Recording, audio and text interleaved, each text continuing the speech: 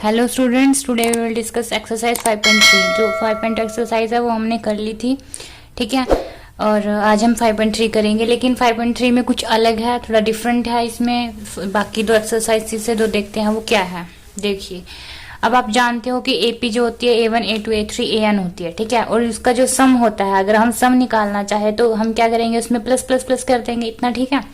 उसके बाद sum of n term of AP, लेकिन हम एपी का सम कैसे निकाल लेंगे। एपी का सम निकालने के लिए एक फॉर्मूला ये होता है n/2 2a plus n-1 into D, ये फॉर्मूला होता है। और एसएन से हम डिनोट करते हैं सम को, ठीक है। ऐसे ही दूसरा फॉर्मूला है ये वाला n/2 a प्लस एल। यहाँ पे एल क्या है, ए तो यहाँ पे फर्स्ट टर्म है, ठीक है। और एल क्या है यहाँ पे लास्ट टर्म। एल को हम an भी लिख सकते हैं, इस फॉर्मूले को हम ऐसे भी लिख सकते हैं n/2 a plus A N, ठीक है। तो ए एन भी लास्ट टर्म होती है और एल भी यहाँ पे लास्ट टर्म है। एक बार चाहे एल लिख लो चाहे ए एन लिख लो, ठीक है, दोनों सेम है। तो ये फॉर्मूला, एक तो ये फॉर्मूला तब लगेगा जब आपके पास क्या दे रखा होगा, ए एन जब दे रखी होगी तब आप इससे निकाल सकते हो एस एन की वैल्यू, ठीक है। ये इस तरीका आपका सही रहेगा लेकिन जब आपके पास क्या दे रखा हो, ए एन दे रखी हो। लेकिन जब ए एन ना हो आपके पास, तब आप कौन सा फॉर्मूला यूज करोगे, ये वाला जिसमें n/2 होगा 2a प्लस n-1 डी, ये इजिली मिल जाते हैं आपको, ठीक है। ये यूज करोगे जब ए एन दे रखी होगी, जब ये यूज करोगे, ठीक है। तो ये दो फॉर्मूले हो जाते हैं आपके। और जो एक्सरसाइज 5.2 है उसके जो लिंक है वो मैंने डिस्क्रिप्शन में दे रखे हैं, आप वहां से जो है देख सकते हो। और मेरे टेलीग्राम चैनल से भी मुझसे जुड़ सकते हो, ठीक है। अब देखो इसका फर्स्ट पार्ट, ये फॉर्मूले लगाने हैं आपको। इसका फर्स्ट पार्ट देखो, इसमें क्या रखा है, find the sum of the following APs का सम निकालना है इनका। अब ये फर्स्ट टर्म देखो, इसमें से 2 7 12 है। फर्स्ट क्वेश्चन का फर्स्ट पार्ट है 2 7 12 और यहाँ तक है, कहाँ तक, 2 10 टर्म्स तक। अब इन्होंने ये लास्ट, ये मत समझ लेना यहाँ पे कि यहाँ भी ये लास्ट टर्म 10 है, नहीं। इन्होंने बोला 2 से लेके 2 10 टर्म्स, यानी कि 10 टर्म्स तक। 10 टर्म्स का मतलब है n की वैल्यू 10, यानी कि टोटल टर्म्स कितनी है, ये सारी 10 है। तो आप क्या लिखोगे यहाँ पे, जो जो दे रखा है वो लिख दो। a की वैल्यू लिख दो 2, डी की वैल्यू कैसे लिखोगे, मैंने बता रखा था, A2 में से A1 माइनस कर दो तो 7 माइनस 2 कितना होता है 5, तो डी आ गया। उसके बाद n की वैल्यू कितनी है 10 टर्म्स है ना टोटल, तो टोटल नंबर ऑफ टर्म्स हो गई 10। अब निकालना आपको है सम, तो सम है, फॉर्मूला मैंने बताया क्या लगेगा फॉर्मूला इसमें, ये n/2 2a plus n-1 into D, ये फॉर्मूला लगा दो। और क्या निकालने के लिए, सम निकालने के लिए। देखो n/2 2a plus n-1 D, ठीक है। n की वैल्यू कितनी है 10/2 लिख दो। 2 इंटू a की वैल्यू कितनी है 2 लिख दो, प्लस n की वैल्यू कितनी है 10 डी कितना है 5 लिख दो। और इसका निकाल दो बस, क्या आएगा, 2 5 जा 10, 5 आ गया। 2 2 जा 4 प्लस 10-1 9, 9 5 जा 45, ऐड कर दो, क्या बनेगा 5 और 4 9 49 इनको 5 से मल्टीप्लाई करोगे क्या बनेगा 245। तो ये क्वेश्चन फर्स्ट हो गया आपका, पार्ट फर्स्ट ऐसे निकल गया, सम निकल गया, ठीक है। अब इसका सेकंड पार्ट देखो, सेकंड पार्ट में है माइनस का 37 माइनस का 33 से लेके 12 टर्म्स तक है, ठीक है, 12 टर्म्स तक है। अब a की वैल्यू यहाँ पे है माइनस का 37 और d की वैल्यू कितनी आएगी, -33 में से माइनस करोगे माइनस का 37, ये होता है ना A2 माइनस A1, तो A2 क्या है -33 लिख दिया, माइनस ये वाला A1 कितना है -37, तो इसको ब्रैकेट में लिख लें, क्योंकि फिर माइनस माइनस यहाँ पे क्या हो जाता है, ये प्लस हो जाएगा, ठीक है। अब जब इसको माइनस करोगे 37 में से 33 माइनस करोगे ना, तो क्या कितना आएगा 4,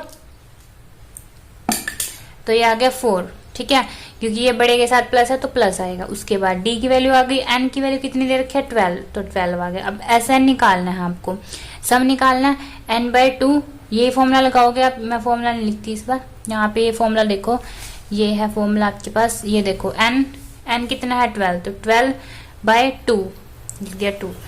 अब 2 इंटू a कितना है -37, ठीक है।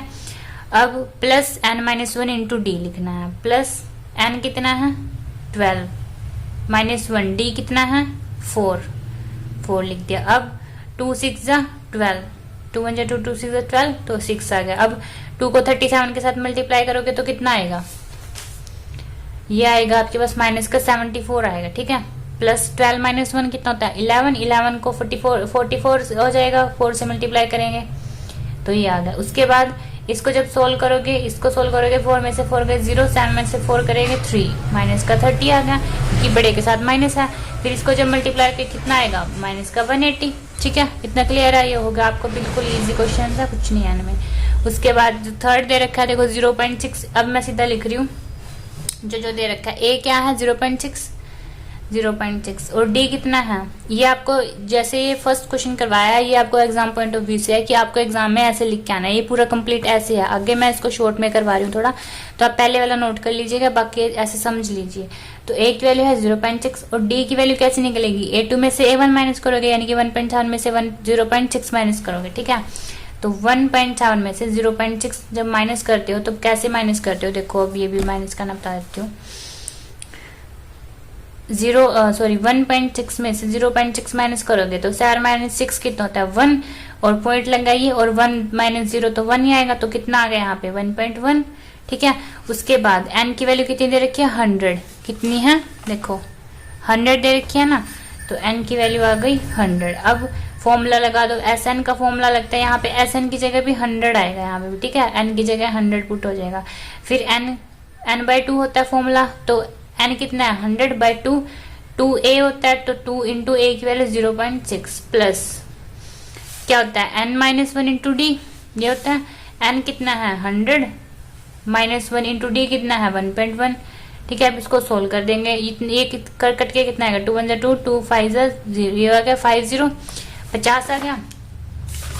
अब यहाँ तो आ गया आपका 50, यहाँ चल रहा था S100 और अंदर क्या था 2 को 0.6 से मल्टीप्लाई करेंगे, कितना आएगा 6 दूनी 12 होते हैं, और 1.2 आ जाएगा क्योंकि एक डिजिट के बाद पॉइंट है।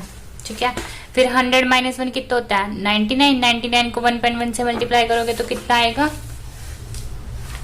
इतना आएगा 108.9। ठीक है, ये सोल्व करके देख लेना आप, यही आएगा। उसके बाद 50 और ये इसको मल्टीप्लाई जब इसको ऐड करोगे तब आपके पास आएगा 110.1। ठीक है, और जब इसको सोल्व करोगे तब आपके पास आएगा 5505। ठीक है, क्योंकि देखो हम क्या करेंगे 50 इंटू 1101 और पॉइंट एक के बाद डिजिट के बाद है तो नीचे की तरफ कितना उतरेगा 10 उतरेगा। फिर 1 0 से 1 0 करके फिर इसको मल्टीप्लाई कर दो, 5 1 5, 5 0 0, 5 1 5 और 5 1 5, तो ये आ गया। ठीक है, ये होगा। उसके बाद इसका है फोर्थ पार्ट में देखो 1/15 क्या है a है यहाँ पे 1/15। ठीक है, दिख रहा है ना 1/15 a है, और d कितना है d निकाल लो, A2 में से 1 माइनस करते हो 1/12 में से, देखो 1/12 में से 1/15 माइनस करोगे, 1/12 में से 1/15 माइनस करोगे, और n की वैल्यू भी लिख लो सीधा, 11 टर्म्स दे रखे टोटल, तो n 11 आ गया। अब इसको सोल्व करना जरूरी है आपके लिए। अब इसका एलसीएम निकालो, इसका एलसीएम आएगा 60। ठीक है, इसका एलसीएम आएगा 60, 12 और 15 का एलसीएम कितना आता है 60 आता है। फिर 12 5 जा कितने होते हैं 60, तो 5 1 जा 5, और 15 4 जा 60 होते हैं, फिर 4 1 जा 4, अब 5 - 4 1/60, तो ये आगे डी की वैल्यू, और ए की वैल्यू थी 1/15, और एन कितना था 11, पुट कर दो, एस एन होता है यहाँ पे तो 11 आ गया। ठीक है, n/2 होता है तो 11/2, 2a होता है तो 2 इंटू 1/15। ठीक है, प्लस n-1 होता है तो 11 - 1, d होता है तो 1/60, क्योंकि फॉर्मूला देखो ये होता है ना n/2 2a प्लस n-1d। अब ये सब चीजें पुट करते चले जाओ, 2 into a plus n-1 into d कितना 1/60, खत्म। अब इसको सोल्व करो, इसको सोल्व करोगे, इसको ऐसे ही रहने दो चलो आप। ठीक है, अब 2/15 को भी ऐसे रहने दो, 2 इंटू 1/15 2/15 हो जाएगा, 10 - 1 कितना होता है 10, सॉरी 11 - 1 कितना 10, 10/60 कितना हो जाएगा 1 0 से 1 0 कैंसिल हो जाएगी, 11/2 ऐसे ही रखो, 2/15 प्लस 1/6। ठीक है, इतना ठीक है। अब इसका एलसीएम लेंगे हम, 11/2 अंदर वाले का एलसीएम लो, 15 और 6 का एलसीएम आएगा 30, फिर ये जाएगा 15 2 30 होता है, 2 2 4 प्लस 6 5 30, 5 1 5। ठीक है, ये हो गया। अब 11/2 इंटू 5 प्लस 4 कितना होता है 9/30। अब इसको सोल्व कर दो, कितना आएगा, अब देखो 3 1 3 और ये 0 का 0, 3 3 9, फिर ये मल्टीप्लाई कर दो, अब कुछ कटता नहीं रहा ना यहाँ से, देखो 11 3 कितने यहाँ 33 हो जाएंगे, और 2 को 10 से मल्टीप्लाई करोगे आएगा 20। तो ये आ गया आपका S11, ये सम ऑफ टर्म्स आ गया। ठीक है, अगर आपको मेरी ये वीडियो अच्छी लगी हो तो नीचे दिए गए सब्सक्राइब बटन पर क्लिक करें ताकि मेरी हर वीडियो की नोटिफिकेशन सबसे पहले आपको मिले। Thank you.